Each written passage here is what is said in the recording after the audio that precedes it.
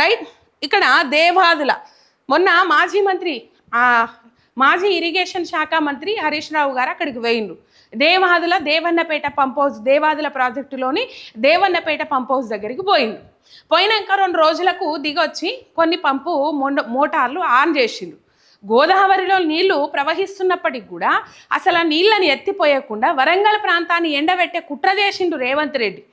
దీంట్లో కూడా మళ్ళీ స్వార్థం ఉన్నది. ఆంధ్ర ప్రాంతానికి నీళ్లు తరలిపోతాయి. గోదావరి కృష్ణమ్మలు బిరబిరా పరుగులెడుకుంటా పోయి అక్కడ పడాలి కదా, ఇక్కడ మన పంట చేలలకు రావద్దు కదా. కాబట్టి ఏం చేసిరంటే నీళ్ళు ఎత్తిపోతలేరు అని చెప్పేసి దేవాదుల ప్రాజెక్టులోని దేవన్నపేట పంప్ హౌస్ దగ్గరకు పోయి అక్కడ పరిశీలించి రేవంత్ రెడ్డి సర్కారుకు గడ్డి పెట్టింది. సరే, రేవంత్ రెడ్డికి లేకపోతే మరి ఉత్తమ్ కుమార్ రెడ్డి బుద్ధి ఎటువైందని చెప్పేసి నిలదీసిరు. ప్రశ్నించిన 24 గంటలలోనే ఒక 2-3 పంపు మోటార్లు ఆన్ చేసిరు.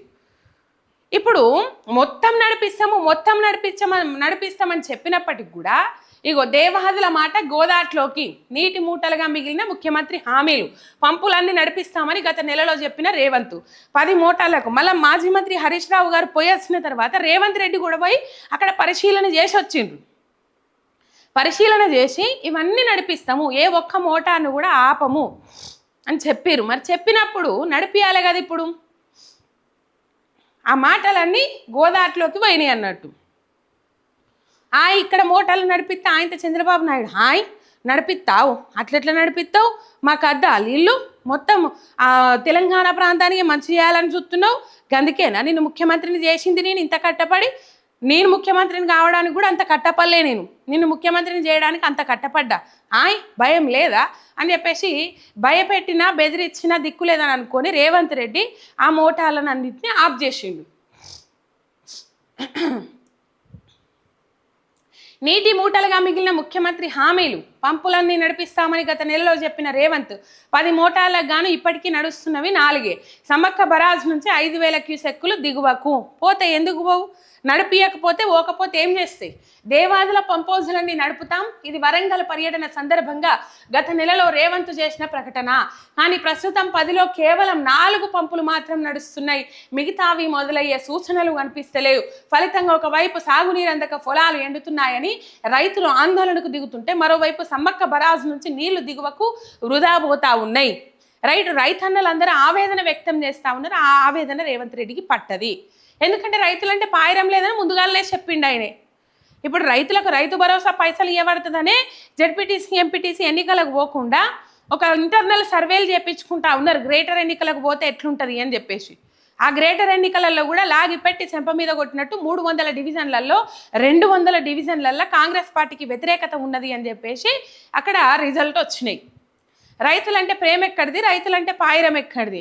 ఆంధ్ర రైతులు కానీ మన తెలంగాణ రైతులు కాదు. ఓట్లేసిన వాళ్ళేమో ఇలా శత్రువు లెక్క మారిండ్రు.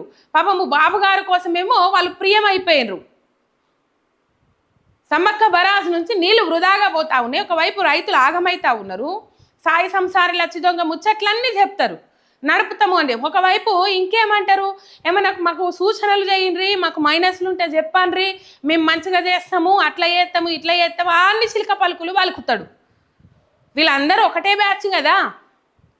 ఈ రేవంత్ రెడ్డి, చంద్రబాబు నాయుడు, ఇక్కడ తెలంగాణ రాష్ట్రంలో అడ్డమైన రాతలు రాసే ఉన్నాడు కదా ఓ పత్రిక ఆయనే. వీళ్ళందరూ ఒకటే మాటలు, చిలక పలుకులు పలుకుతారు, ఇంకేమీ లేదు. దేవాదుల పంప్ హౌజ్లను వెంటనే ఆన్ చేయాలి. సోయున్నోళ్ళు, తెలివున్నోళ్ళు, రైతులంటే ఇంత ప్రేమ పాయిరం ఉన్నట్టు నటించేటోళ్ళు కాకపోతే, రైతుల మీద పాయిరం ఉన్నది, రైతులంటే మాకు ప్రేమ అని చెప్పేసి మీరు నిరూపించుకోవాలంటే ఇలా రైతుల నుంచి కొన్ని మార్కులు మీకు పడాలంటే ఆల్రెడీ అయిపోయింది. 5 తాపాలు రైతు భరోసా పైసలు వేసేది ఉంటే ఇలా మీరు వేసింది ఏంది 2 తాపాలు. ఒకటి సంపూర్ణంగా వేసిండ్రు, ఒకటి లింగులిట్టుకు అనుకుంటే సగమే వేసిండ్రు. రైతులు తీవ్రమైన వ్యతిరేకతతో ఉన్నారనే కదా ఇలా రైతు భరోసా ఇవ్వకుండా జెడ్పీటీసీ ఎంపీటీసీ ఎన్నికలకు పోతే కర్రు గాల్చి వాత పెడతారని చెప్పేసి భయపడ్డారు.